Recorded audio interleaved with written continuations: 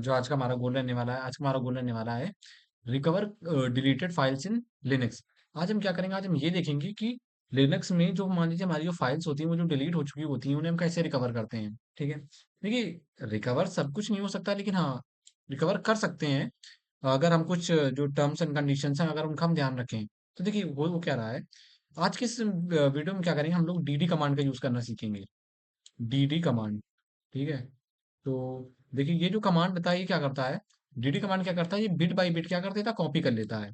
ठीक है, bit by bit copy कर लेता है किसका, डिस्क का।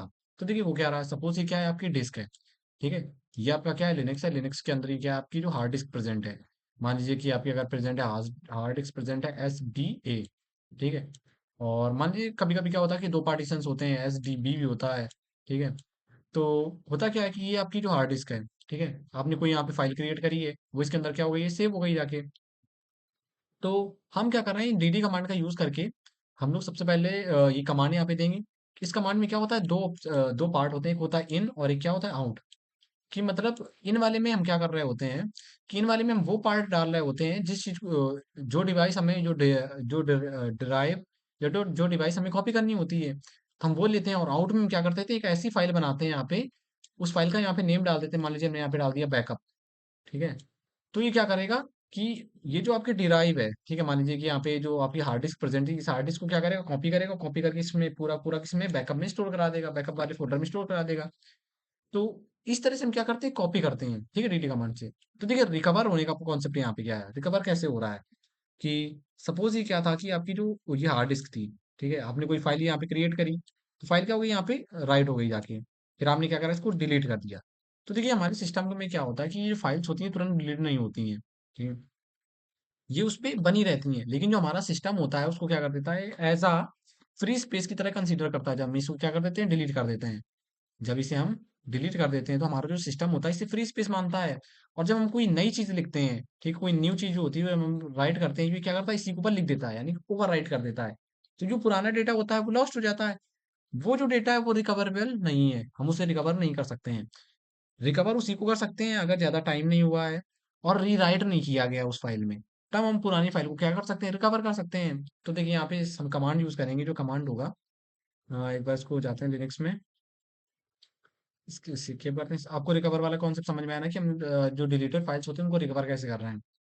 तो इरेज करेंगे, ठीक है।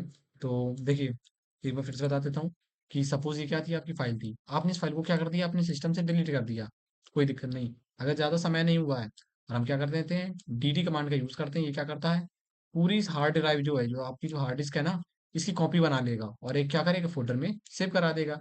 तो जो आपकी जो डिलीटेड फाइल्स थी उनको क्या करेगा, बिट बाई बिट, जो उसकी बिट्स बाई बिट्स होंगी ना, उन चीज़ों को क्या करेगा, इसमें स्टोर करा देगा। भले वो डिलीट हो चुकी थी, लेकिन जो आपकी हार्ड डिस्क होती है उससे चीज़ें परमानेंट डिलीट नहीं होती हैं, उसमें वो स्टोर बनी रहती हैं अगर उनको रीराइट ना करा गया हो। हम लोग क्या करेंगे, सेम इसी लॉजिक को यूज करके इसमें क्या कर देंगे, ये जो आपका जो फोल्डर है, मान लीजिए आपने यहाँ पे बैकअप नाम का एक फोल्डर बनाया, इसमें क्या कर देगा, स्टोर करा देगा। So simple. हम लोग लिनक्स पे जाएंगे अपने, तो LSBLK, ठीक है, इसको सबसे पहले क्लियर कर देते हैं।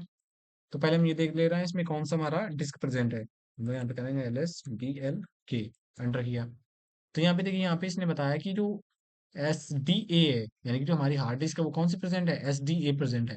तो हम लोग यहाँ पे जो कमांड चलाएंगे वो SDA के लिए चलाएंगे। ठीक है, इसने बताया कि 29 GB का इस यहाँ पे स्टोरेज है, और ये पार्ट वगैरह ये दुनियादारी तमाम चीजें इसने दे रखी हैं हमें। तो अब देखिए हम क्या क्या करेंगे कि इसमें डीडी कमांड का यूज करेंगे। तो सबसे पहले हम क्या करेंगे कि मूव करेंगे CD/ होम पे जाएंगे और हैकर पे जाके एंटर कर जाएंगे। फिर हम लोग जाएंगे CD करेंगे, फिर डेस्क डेस्कटॉप डेस्कटॉप पे जाएंगे, LS-L किया।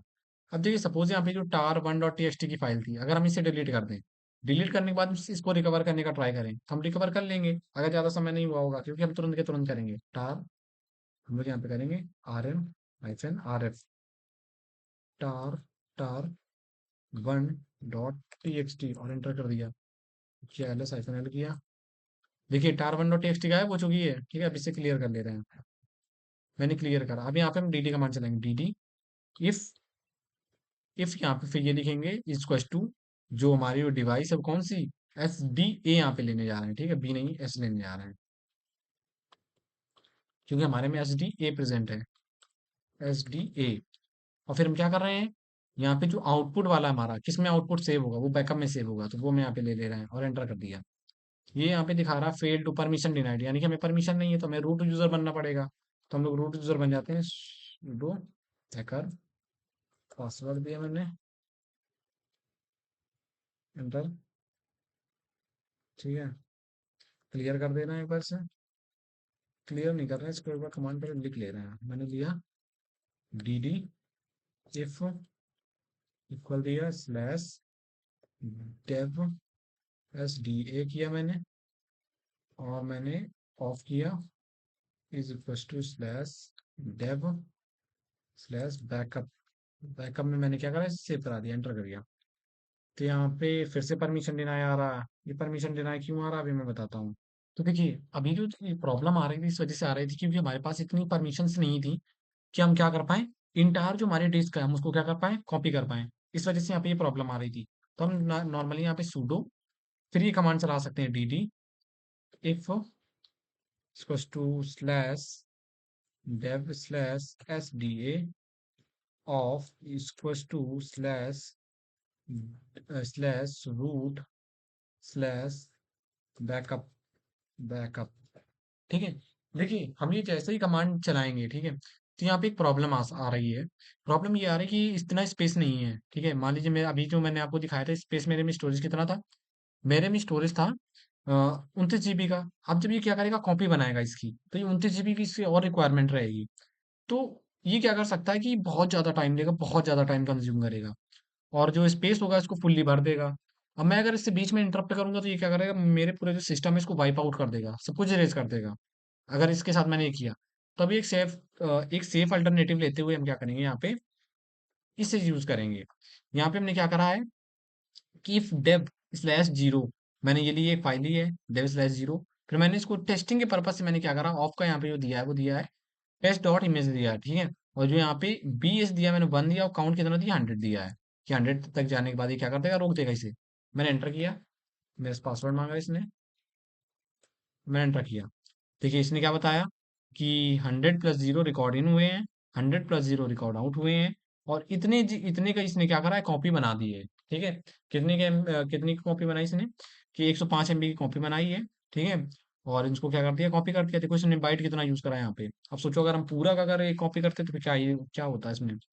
अगर हम लोग एलएस करें, एलएस हाइफन एल करें, तो देखिए जो टेस्ट इमेज करके यहाँ पे एक फाइल जो क्रिएट हुई है, हाँ, तो इसमें क्या है, इसमें पूरी पूरी है कि कॉपी इसने बना रखी है, ठीक है। अब हम जो डिलीटेड फाइल्स थे उसको भी हम यहाँ पे एक्सेस कर पाएंगे। इस तरह से कॉन्सेप्ट होता है। अगर आप यहाँ पे पेन ड्राइव वगैरह लगाएंगे तो हम यहाँ से चीजें देख सकते हैं। repository। अब देखिए इसने जो कॉपी बनाई थी ना, उस कॉपी को तो किसी ने 0101 के फॉर्म में सेव करा दी है। मतलब इसी तरह से हम क्या कर सकते हैं, फिर इसको भी इन डिकोड करना पड़ेगा। डिकोड करने के बाद भी जो हमारी जो डेटा होगा वो सारा हम एक्सेस कर पाएंगे। इसी तरह से होता है। देखिए इसका जो मेन कॉन्सेप्ट होता है वो होता क्या है, ये मैं बता दूं कि जब देखिए कोई हैकर होता है, ठीक है, वो कोई इलीगल एक्टिविटी वगैरह परफॉर्म करता है, तो जो साइबर एक्सपर्ट होते हैं, ठीक है, जो साइबर फॉरेंसिक एक्सपर्ट होते हैं, वो क्या करते हैं कि इसी तरह से उस डेटा को कैप्चर करने का ट्राई करते हैं, इसी तरह उस हैकर तक पहुंचने का ट्राई करते हैं। वो क्या करते हैं, उसकी कॉपी बनाते हैं, ठीक है, उसको कॉपी कर लेते हैं, जितना डेटा रिमूव डिलीट हुआ था उसको सबको रिकवर कर लेते हैं। रिकवर करने के बाद में फिर उसमें उसको एनालाइज करते हैं, उसके बाद उससे क्रिमिनल पकड़ा जाता है। बस इसी तरह का कॉन्सेप्ट होता है।